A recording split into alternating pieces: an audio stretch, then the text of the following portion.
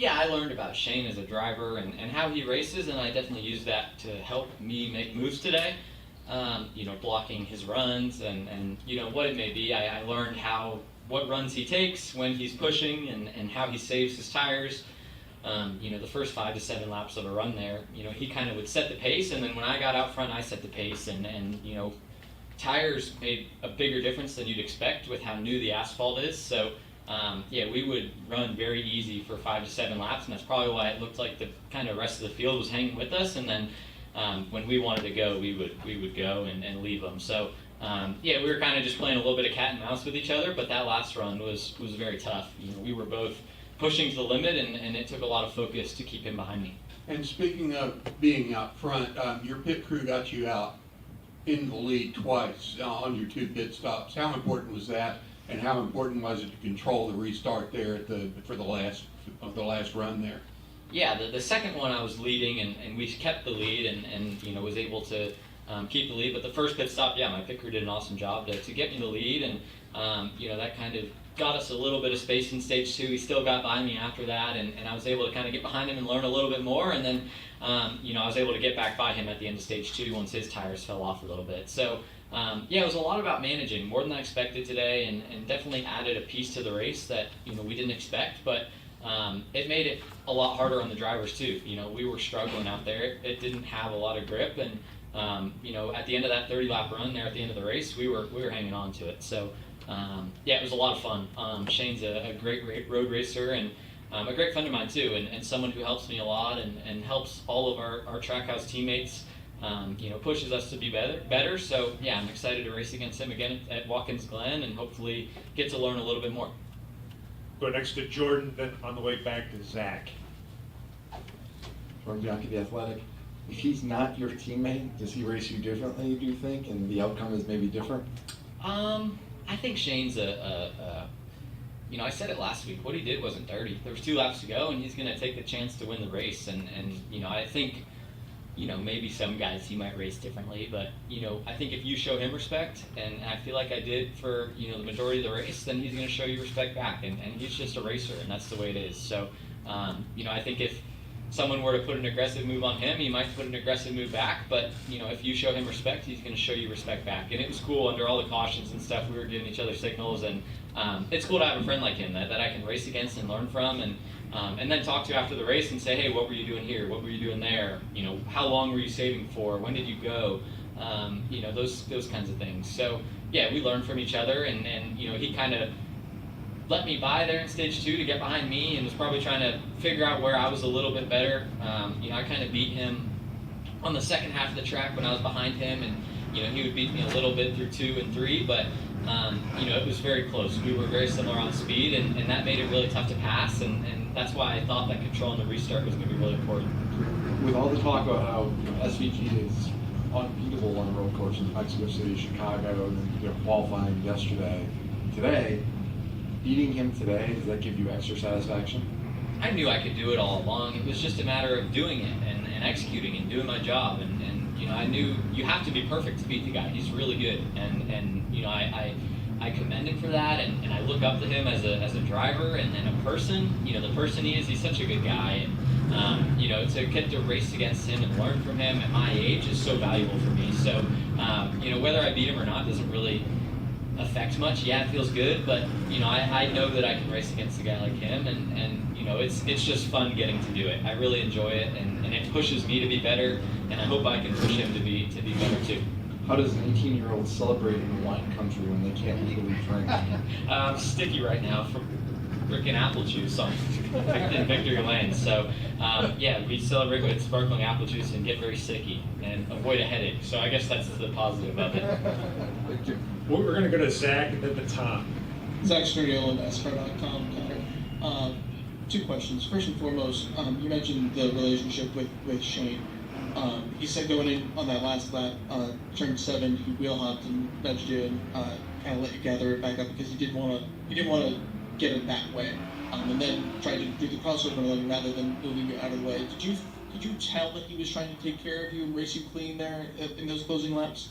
Yeah, he shoved me into 4, I think it was, and then got close to me in 7, and I went to block and just kind of, we were all the way down at the bottom, had no angle, and I don't think I really wheel hopped too bad, but I definitely was over driving the corner and had to do that to keep him behind me, and he did, because he knew he hit me in 4, and that's the reason he got a chance at me at 7. So I think he wanted to pass me fairly, and I don't think that's the way he wanted to do it, which I really do respect. I mean, it takes a lot for a guy to do that, and for him to do that shows a lot about the driver and person he is, and that's kind of what I expected last week, but that this is what I got this week. So I think he knew what he did last week, and probably didn't want to have to do the same thing again to win the race. So he was going to do it fair and square, and I respect that from him.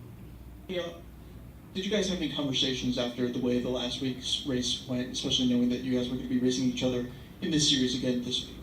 No, I didn't have anything to say. What he did wasn't dirty, and I just, we joked about it. We walked in the elevator together after the race, actually, and, we joked about it. And I said, I'll get you back next week. And I think we both have an equal amount of respect for each other. We were teammates in the 24. We spent 2 weeks together. I learned a lot from him there, and got to know him very well there. And, I wouldn't want to beat him. I wouldn't want to beat him in that way, and he wouldn't want to beat me in that way either. So, I'm glad we got to race it out the way we did, and I respect the hell out of the guy. He's such a good dude and a good friend of mine. So, I'm looking forward to hopefully racing against him for a long time. I don't know how many years he's got in him. He's already got a full career behind him, but I'm going to enjoy these years that I can race against him while I can. Guys, Tom? Hi, Connor. With the fact that there were only the 2 stoppages at the stage breaks, Andy had to race the final 34 laps, challenge back and forth. What was your thinking? Were you feeling the weight of the world a little bit more than you normally would have if we had cautions, extra cautions, or anything like that? It did make it tough, because it allowed the saving that we did on the front end of the run to pay off even more. I don't know how far back third was, but I couldn't see anybody. It was too far back. Yeah, 13 seconds. 13 seconds. So, that's kind of shows how much we were saving on the front side of the run, and then on the back side of the run, it really paid off for both of us. So, it was cool to get to race the last, 34 laps out green, and I think it made for an enjoyable race for Shane and I. I don't know how good of a show it was on TV, but, I think the 2 of us racing for the win had to have been pretty entertaining. So, I certainly enjoyed it, and it's not often you get a race to run green like that for that long. So, when it does happen, and it's fun. I do enjoy it a lot. When did you know that you were safe on fuel?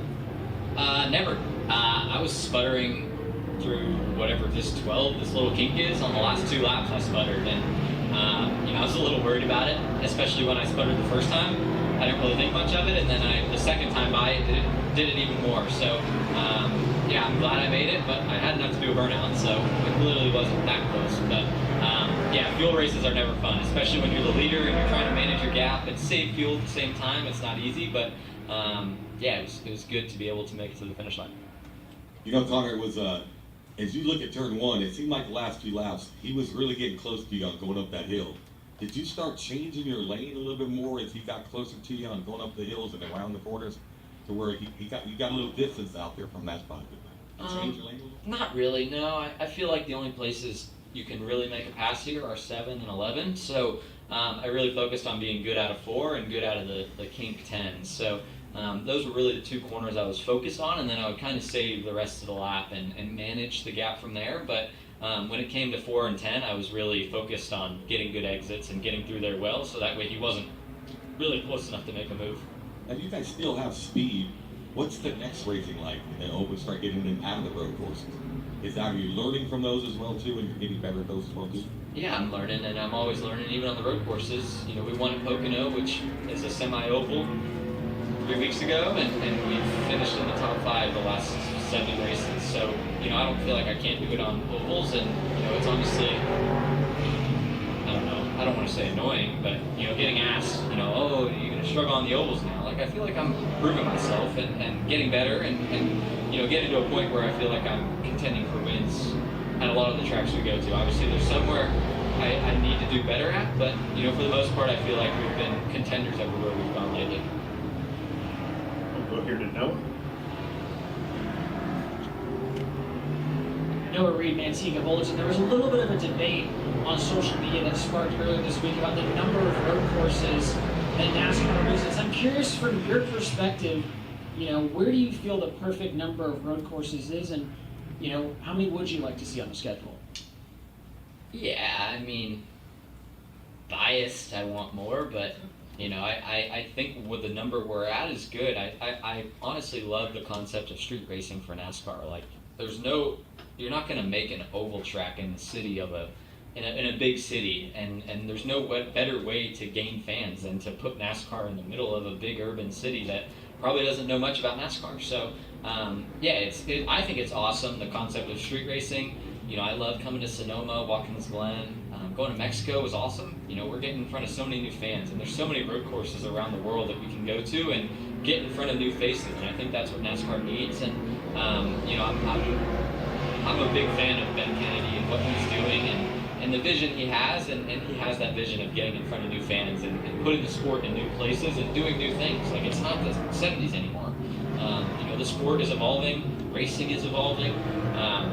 F1 has races all across the world on road courses, and they don't seem to be struggling at all. So, I don't think it's a bad thing. I think, we just have to learn how to do it better and bring it to new places and put NASCAR in front of new people, and there's no way to do that on ovals, really. So I think the number we're at's good. I don't think we need any more road courses. I think 6, 7 is good, but I feel like, I don't think we need less. I like road racing, and I think it's an awesome way to test drivers in a new way, and I don't see why you wouldn't do as many as we're doing now.